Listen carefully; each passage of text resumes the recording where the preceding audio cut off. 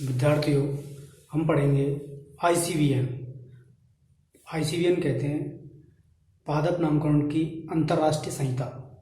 तो पादप नामकरण की जो अंतर्राष्ट्रीय संहिता है उसका विकास कैसे हुआ और उसके क्या नियम हैं, क्या सिद्धांत हैं, क्या सुझाव हैं, उनके बारे में पढ़ेंगे। तो बच्चों, जो आईसीवीएन है पादप नामकरण की अंतर्राष्ट्रीय संहिता, जिसका full name international code of botanical nomenclature, जिसे बोलते हैं international code of botanical nomenclature. तो इससे पहले क्या हुआ था आप जानते हैं, कैरोलस लीनियस की जो वर्गीकरण पद्धति थी वो सर्वोत्तम मानी गई और उनके द्वारा जो नामकरण के नियम दिए गए, नामकरण के कुछ नियम दिए गए पादपों के नामकरण के, वो फिलोसोफिया बॉटनिका नामक किताब में संग्रहित हैं या संकलित हैं। तो जो कैरोलस लीनियस ने कुछ नामकरण से संबंधित जो सिद्धांत दिए थे वो कहाँ हैं? फिलोसोफिया बॉटनिका किताब में। अब इसके बाद आप जानते हैं समस्या आई। क्या क्या समस्या आई? समस्या ये थी कि पेड़ों के बारे में, पेड़ पौधों के बारे में निरंतर खोजें हो रही थी, नए पादप आ रहे थे। तो उन नए पादपों को कौन सी वर्गीकृत स्थिति में रखा जाए, उनकी सिस्टमेटिक पोजीशन का क्या होगी, तो उन नए पौधों को कहाँ रखें। और कहने का मतलब पूर्व में जो नियम थे पादप नामकरण के, वो नियम विस्तृत व स्पष्ट नहीं थे। तो इसके लिए ये महसूस किया गया कि कोई पादप नामकरण की अंतर्राष्ट्रीय पद्धति होनी चाहिए। तो पादप नामकरण की अंतर्राष्ट्रीय पद्धति को महसूस किया गया। तो उस समय वैज्ञानिक थे 1813 में अगस्टिन डी कंडोले।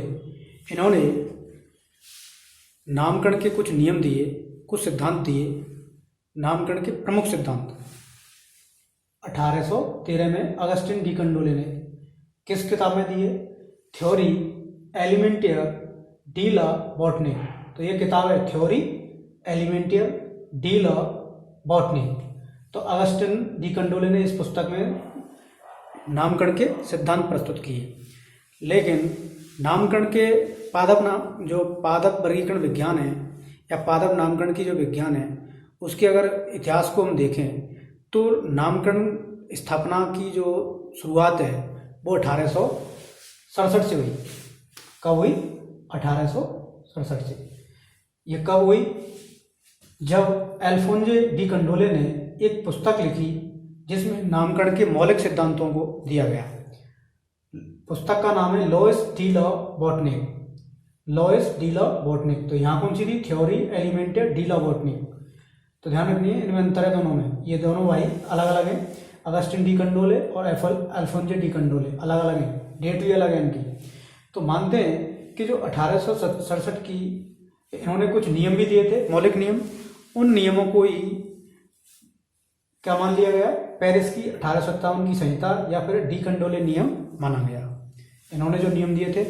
इसी वर्ष क्या हुआ, जो आईसीवीएन है पादप नामकरण की अंतर्राष्ट्रीय संहिता, उसका कहने का मतलब है उसकी 12वीं, ध्यान रखें, 1867 में एक अंतर्राष्ट्रीय कांग्रेस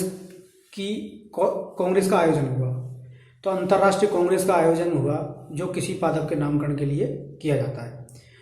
तो इसकी 12वीं जो मीटिंग थी, जो समारोह था, जो आयोजन था, तो उसकी 12वीं मीटिंग में, किसकी 12वीं मीटिंग में? कहने का मतलब है 1867 की जो अंतर्राष्ट्रीय कांग्रेस का आयोजन हुआ था, उसकी 12वीं बैठक हुई। तो उस 12वीं बैठक में क्या हुआ? 1975 में आईसीवीएन का गठन हो गया। किसका? आईसीवीएन। आईसीवीएन किसे कहते हैं? International code of botanical nomenclature. तो ध्यान रखनी है कि 1883 में अंतर्राष्ट्रीय कांग्रेस का स्थापना हुई, लेकिन उसकी 12वीं मीटिंग में किसका स्थापना हुई? 1975 में गठन किसका हुआ? आईसीवीएन का गठन हुआ, जो कि पादप नामकरण के क्या देते हैं? विभिन्न नियम देते हैं। तो उन नियमों को क्या कहते हैं? 1867 के जो नियम थे, जो अल्फोंजे डी कंडोले ने अपनी पुस्तक लुइस डी ला बॉटनिक में दिए थे, उन्हें पेरिस की 1867 की संहिता या फिर डी कंडोले नियम कहते हैं।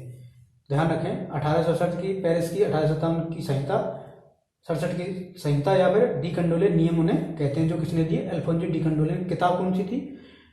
लॉइस डी ला बॉटनी। ध्यान रखनी है। परंतु भारत नियम जो प्रकाशित हुए, कौन से नियम, ये नियमों का प्रकाशन 1978 में हुआ, क्योंकि 1975 की आईसीबीएन क्या थी, संस्था थी। उस संस्था का गठन तो 1975 में हो गया आईसीबीएन का, लेकिन नियमों का प्रकाशन 1978 में हुआ, ध्यान रखें। तो ये जो नियम थे जिन्हें डी कंडोले नियम या पेरिस की 1867 की संहिता कहते हैं, ये नियम किसने दिए, अल्फोंजी डी कंडोले ने। पुस्तक कौन सी थी, लुईस डी ला बॉटने, ध्यान रखनी है। अब इन नियमों के बारे में पढ़ेंगे हम। ये नियम 3 है, 3 प्रकार के हैं, सिद्धांत, नियम और सुझाव, रिकमेंडेशन। तो प्रिंसिपल, रूल्स और रिकमेंडेशन, ये 3 है। तो हम पहले नियमों का पहला प्रकार पढ़ेंगे, सिद्धांत, प्रिंसिपल। तो किसी भी पौधे के नामकरण के लिए क्या सिद्धांत होने चाहिए, उन सिद्धांतों के आधार पर ही क्या किया जाएगा, नामकरण किया जाएगा। तो देखो बच्चों, पादप नामकरण जंतु नामकरण से भिन्न है, आप जानते हैं, नॉर्मल बात है।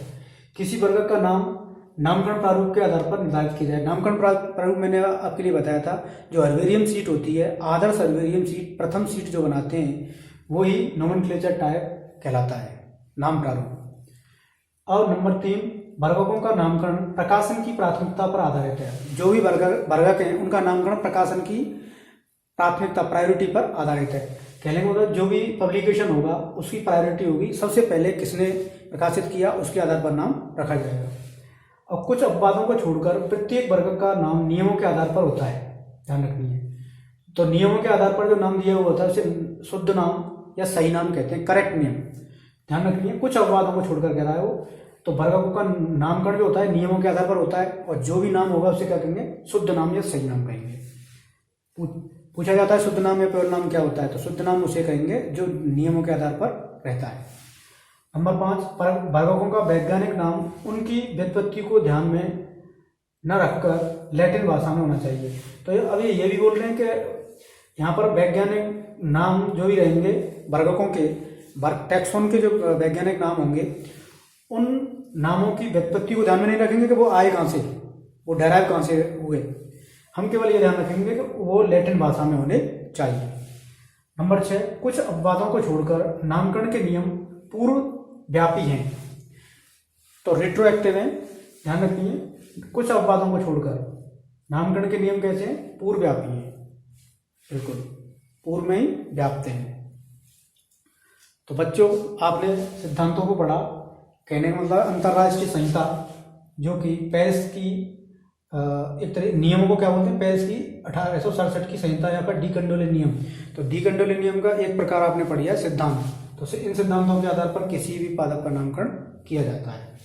और ये किताबों का भी ध्यान रखें, Augustin de Candolle, Alphonse de Candolle, date 1867 1813, किताब का नाम है थ्योरी एलिमेंटे डी ला बॉटने, और यहाँ लुईस डी ला बॉटने किताब है, ध्यान रखनी है। तो बच्चों, आपने समझा।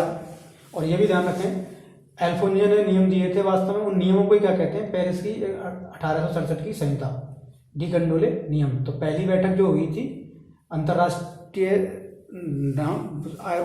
कांग्रेस की, वो 1867 में हुई थी। इसीलिए ये डेट बहुत महत्वपूर्ण है। तो बच्चों, इस टॉपिक को यहीं समाप्त करते हैं। Thank you.